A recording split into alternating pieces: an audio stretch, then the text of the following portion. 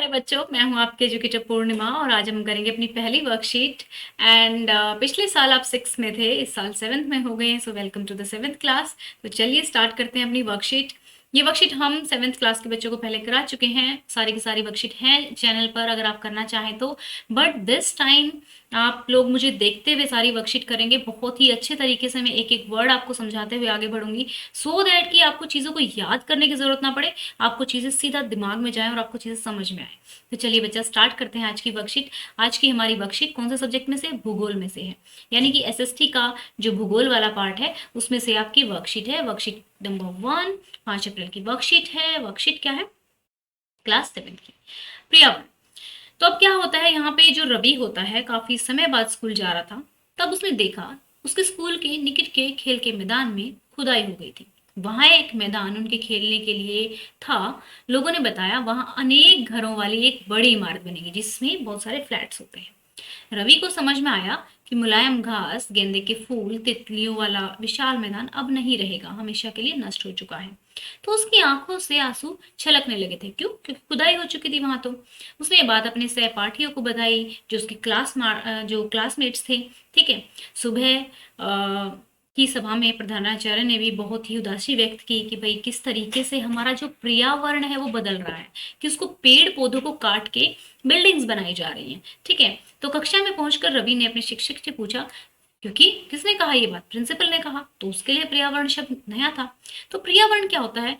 आप अपने आसपास जो भी चीजें देख सकते हैं वो पर्यावरण है। चाहे कुर्सी है, टेबल है, चेयर है, पेन है, कॉपी है, पेड़ है, पौधे हैं, इमारतें हैं, सब कुछ पर्यावरण है। ठीक है। तो यहाँ पे अब वो पूछता है कि कक्षा में जो टीचर होती है वो कहती है कि जो भी कुछ है, जो आप देख सकते हो अपने आसपास, वो सब एनवायरनमेंट है, जो वो सब पर्यावरण है। तो इसका अर्थ स्कूल में भवन, मेज, कक्षा में रखी कुर्सी, यहाँ तक कि खुला मैदान, सड़क, कूड़ा करकट, मेरे दोस्त, ये सभी पर्यावरण के अंग है। हाँ बिल्कुल। तो इसी तरीके से आपको क्या करना है, अपने आसपास उपलब्ध पदार्थों की सूची बनानी है, वो निम्न तालिका के अनुसार वर्गीकृत करना है। वर्गीकृत करना मतलब कि अलग अलग बताना है। देखो, घर में उपलब्ध पदार्थ कौन कौन से होते हैं। जैसे मैं सबसे पहले अगर लिखूं तो मैं सबसे पहले चम्मच लिखूंगी। मुझे नहीं मालूम, मेरे दिमाग में चम्मच ही आ रहा है, तो आप कुछ और लिख लेना, है ना। चम्मच होता है, एंड कटोरी होती है, प्लेट होती है, कुर्सी होती है, कुर्सी लिख लेंगे। फिर यहाँ पे मेज लिख लेंगे, बेड लिख देंगे। ठीक है। बट क्या बोला है? घर में उपलब्ध चीजें लिखनी है। फिर पड़ोस में उपलब्ध, जो आपके पड़ोस में उपलब्ध है। ये वाली तो हो गई हमारी, कौन सी? जो घर में उपलब्ध है। पड़ोस में कौन सी हो गई? जैसे कि पेड़ हो गया, पेड़ पड़ोस में होता है। कोई दुकान है, दुकान हो गई, ठीक है, आसपास में ही रहती है। इमारतें हो गई, इमारतें होती हैं हमारे पड़ोस में बहुत सारी। और पार्क होता है हमारे पड़ोस में, है ना, बहुत सारी चीजें होती हैं। अब यहाँ पे अगर आप लिखना चाहो तो टीवी लिख सकते हो। ठीक है, कुछ भी यहाँ पे आप अपने लिख सकते हो, बिस्तर वगैरह, दुकान, इमारतें, पार्क, ऐसे। फिर विद्यालय में, विद्यालय में क्या होता है? चौक तो होता ही होता है। ठीक है। फिर डस्टर भी होता है। फिर आप किताबें तो होंगी ही होंगी, आप किताबें लेके जाते हो, अपना बैग लेके जाते हो, वो लिख सकते हो। ठीक है, बैग लिख सकते हो, अपना पेन लिख सकते हो। ठीक है, पेन लिख सकते हो, एंड देन झूले लिख सकते हो। और क्या होता है? कॉपी हो गया हमारा। तो ये सारी चीजें आप इस तरीके से यहाँ पे लिख लेंगे। फिर अब आगे समझेंगे, क्या समझना क्या है? जैव्य, जीवीय। जीवीय जो हमारा एनवायरनमेंट है ना, मतलब आप देखोगे तो आपको क्या करना है, क्या है, सभी पदार्थ एक समान है।